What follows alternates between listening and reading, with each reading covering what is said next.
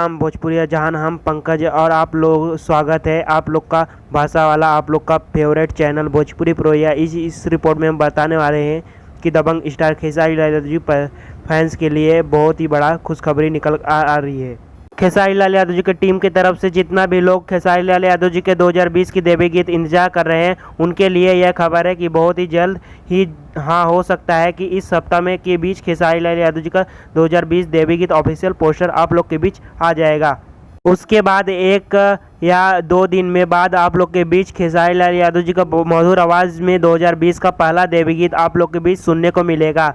Report यहाँ तक आ रहा है कि इस सीजन में देवी गीत खेसारी लाल यादव जी का 15 से ज़्यादा भजन गाए हैं और सबके भजन बहुत ही खूबसूरत और धमाकी गीत हैं लिखा गया है। फ्रेंड्स, आप सबको बता दूं कि बहुत ही अच्छा देवी गीत आप लोग के बीच सुनने को मिलेगा।